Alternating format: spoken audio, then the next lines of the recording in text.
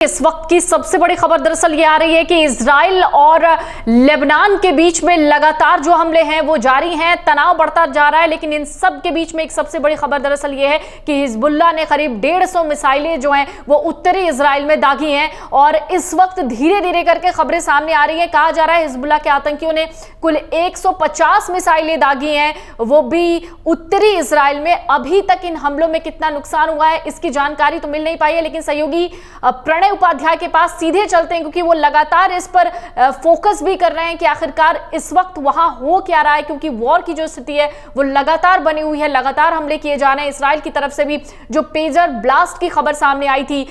Hezbollah आतंकी उसमें मारे गए थे, लेकिन अब हिजबुल्लाह की तरफ से एक कह सकते हैं कि जंग का ऐलान कर दिया गया और जो लेबनान समर्थित हिजबुल्लाह है उसने उत्तरी इजराइल में 150 मिसाइलें दागी हैं। प्रणय, फिलहाल क्या कुछ अपडेट्स हैं इसको लेकर और क्या ये बहुत चिंता वाली बात है?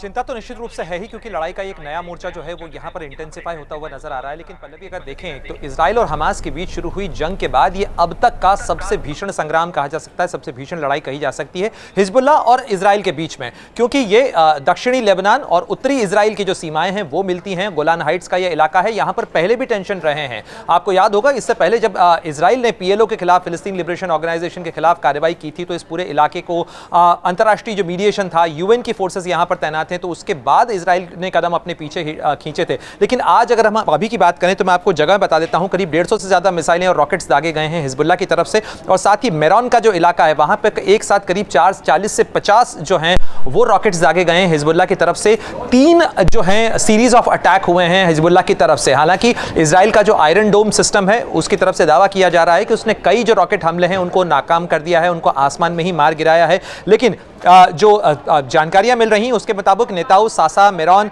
इसके अलावा सफाद और गोलान हाइट्स के इलाके के अंदर कई जगह सायरन सुने जा रहे हैं। जो अभी रिपोर्ट्स आ रही हैं उसके मुताबिक यानी रॉकेट का ये हमला हिजबुल्लाह की तरफ से जारी है। ये समझना जरूरी है कि अचानक से हिजबुल्लाह को ऐसा क्या हुआ कि हिजबुल्लाह की तरफ से इस तरीके के रॉकेट दागे जा रहे हैं। तो ये समझना होगा कि मंगलवार और बुधवार को जो घटनाएं लेबनान के अंदर हुई हैं, खासतौर पर बैरूत और उसके आसपास के इलाकों के अंदर, जहां पर बड़ी संख्या के अंदर पहले पेजर फटे, उसके बाद वॉकी टॉकी फटना शुरू हुए। इसके अलावा जो दूसरे बैटरी डिवाइसेस थे, चाहे वो कार में लगे हुए रेडियोज हों या ई-व्हीकल्स हों, इन सब के अंदर अचानक धमाके शुरू हो गए और करीब करीब इसके अंदर जो है जो पेजर अटैक हुए थे उसके अंदर करीब करीब 12 से 15 लोगों के मारे जाने की खबर थी। 3000 लोग उसके अंदर घायल हुए हैं और उसके बाद जब वॉकी टॉकी फटे हैं तब उसके अंदर भी 400 से ज्यादा लोग उसके अंदर घायल हुए हैं। तो बड़े पैमाने पर ये जो घटनाएं हुई हैं, इसके बाद लेबनान में खासतौर पर जो हिजबुल्लाह है उसकी तरफ से कहा गया कि इन हमलों को अंजाम इजराइल ने, मोसाद ने दिया है और इसलिए ये जवाबी कार्रवाई के तौर पर हिजबुल्लाह ने जो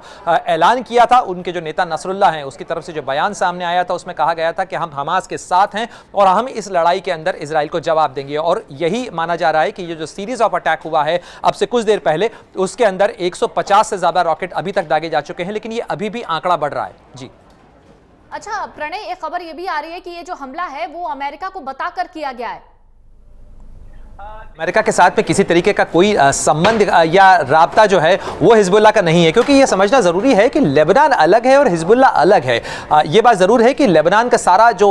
सिस्टम है एक तरीके से हिजबुल्लाह ने टेक ओवर कर रखा है, लेकिन फिर भी हिजबुल्लाह एक गैर सरकारी संगठन है, वो सरकार नहीं है। उसने एक इलाका जो है दक्षिणी लेबनान का उसे अपने कब्जे में कर रखा है और एक नॉन स्टेट एक्टर के साथ में अमेरिका किसी तरीके से ऑफिशियल कम्युनिकेशन में नहीं है। कल यही सवाल, इसी तरीके का सवाल जो है वो पेंटागन की प्रेस ब्रीफिंग में पूछा गया था। अमेरिका की स्टेट डिपार्टमेंट की ब्रीफिंग में भी इस मामले को लेकर सवाल हुए थे, जिसमें अमेरिकी प्रवक्ता की तरफ से कहा गया था कि हिजबुल्लाह के साथ में किसी तरीके का कोई संबंध नहीं है, लेकिन अगर हिजबुल्लाह की तरफ से अटैक किए जाते हैं जिसके अंदर इजराइल में जानमाल का नुकसान होता है, तो अमेरिका न केवल इजराइल के राइट टू सेल्फ डिफेंस जो है उसका समर्थन करता है, बल्कि इजराइल के साथ खड़ा हुआ नजर आएगा और जरूरत पड़ी तो वह इजराइल को हथियार भी देगा, सुरक्षा भी देगा। तो ऐसे में अगर यह अटैक्स का सिलसिला बढ़ता है, जानमाल का नुकसान इस इलाके के अंदर होता है, तो जवाबी कार्रवाई के लिए भी हमें तैयार रहना चाहिए। साथ ही एक और बड़ी महत्वपूर्ण खबर सामने आ रही है कि IDF जो इजरायली डिफेंस फोर्सेस हैं उनकी तरफ से यह ऐलान किया गया है कि इराक की जरूरत पड़ती है तो इजराइल जो है प्रीएम्प्टिव स्ट्राइक करेगा,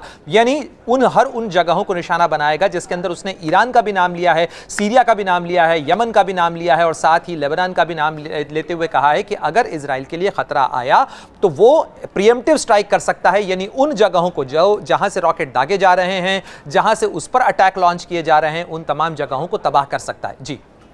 8 अक्टूबर 2023 से ये हमला लगातार जारी है। अगर मैं बात करूं इजराइल लेबनान सीमा पर ये जो संघर्ष है वो लगातार तेज हो रहा है। 8 अक्टूबर 2023 से ये जो शुरू हुआ ये लगातार रुकने का नाम नहीं ले रहा है। लेकिन फिलहाल जो स्थिति है भारत के लिए कितनी चिंता की बात है अगर इसे देखा जाए, अगर मैं इंडिया से इसे जोड़कर आपसे सवाल पूछना चाहूं प्रणय।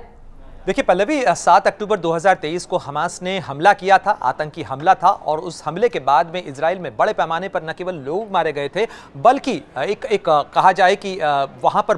भूचाल सा आया था राजनीतिक तौर पर, और उसके बाद करीब 250 से ज़्यादा लोगों को बंदी बनाकर हमास के आतंकी ले गए थे। उस दुनिया में उस तरीके की जो घटना है वो शायद रीसेंट हिस्ट्री में नहीं हुई है। और इसके बाद से इजराइल ने जो अपना मिलिट्री ऑपरेशन है वो लॉन्च किया है। गाजा में यह ऑपरेशन चल रहा था, लेकिन हिजबुल्लाह की तरफ से इसी दौरान मुझे याद है कि अक्टूबर में ही इस तरीके का बयान सामने आ गए थे कि हमास का समर्थन करता है हिजबुल्लाह। उसमें इजराइल की तरफ से आगाह भी किया गया था कि अगर हिजबुल्लाह उसमें कूदा तो हिजबुल्लाह के खिलाफ भी कार्रवाई की जाएगी। जो इस में इजराइल को रोकने की कोशिश करेगा, इजराइल उसके खिलाफ भी कार्रवाई करेगा। और इसमें हमने देखा है इस लड़ाई को जो इजराइल और हमास के बीच में शुरू हुई थी, कल 350 दिन पूरे हो जाएंगे, लेकिन इन 350 दिनों के अंदर लड़ाई सिमटने की बजाय, खत्म होने की बजाय बढ़ती हुई नजर आ रही है। अगर आप देखें तो आज की स्थिति में इजराइल जो है वो 3H के खिलाफ लड़ाई लड़ रहा है, जिसके अंदर हिजबुल्लाह भी है, हमास भी है और हूथी भी है। और इन तीनों मोर्चों के ऊपर इजराइल जो है वो वार करता रहा है। इसके अलावा ईरान, सीरिया, यमन, इन तमाम इलाकों के अंदर भी इजराइल की जो बमबारी है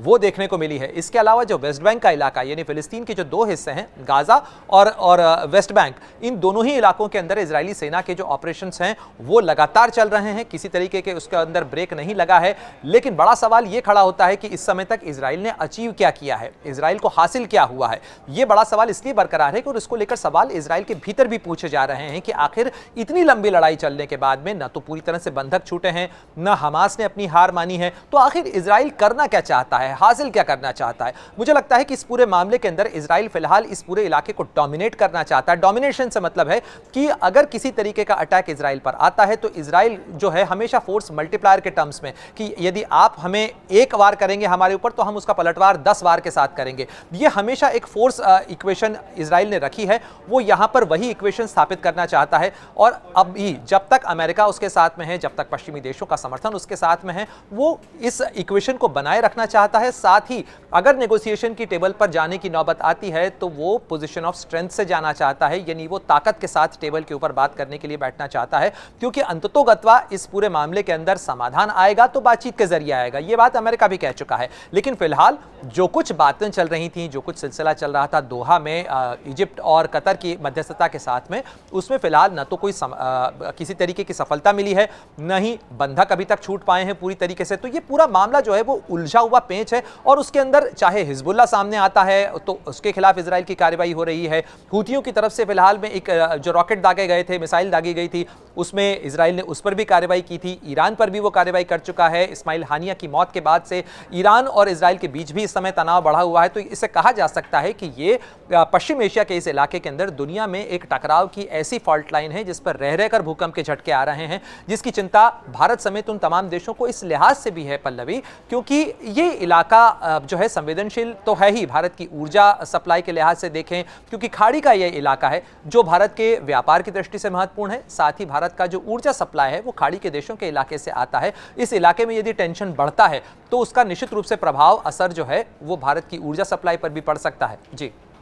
ब्लास्ट हुआ उसने कहीं ना कहीं और ज्यादा हिजबुल्लाह को प्रोवोक कर दिया, जिसका शायद ये खामियाजा रहा, जिसका जिक्र आपने शुरू में भी किया था कि 150 जो मिसाइलें दागी गई हैं, शायद ये उसी का रिवेंज देखने को मिल रहा है। लेकिन अगर मैं आपसे समझना चाहूं, हिजबुल्लाह और इजराइल, इसमें कोई शक नहीं है कि इजराइल की जो वेपन पावर है वो बहुत ज्यादा है, लेकिन फिर भी मैं आपसे समझना चाहूंगी इन दोनों की वेपन पावर कैसी है। देखिए, वेपन पावर का तो उस तरीके से कोई मुकाबला नहीं है, क्योंकि हिजबुल्लाह एक गैर सरकारी कहा जाए वो तो एक गुट है जिसके पास में बैकडोर से बहुत सारे हथियार, कथित तौर पर ईरान की तरफ से उसको हथियार मिल रहे हैं। इस तरीके के दावे इजराइल की तरफ से, पश्चिमी देशों की तरफ से किए गए कि ईरान ने एक दरअसल एक्सिस ऑफ रेजिस्टेंस बनाया है, यानी उसने इन तमाम गुटों का एक ऐसा समूह बनाया है जो इराक के अंदर शिया समूह हैं, वहां से लेकर यहां तक इजराइल के बॉर्डर तक एक पूरा एक्सेस, एक कॉरिडोर बनाया है। और आपको याद होगा कि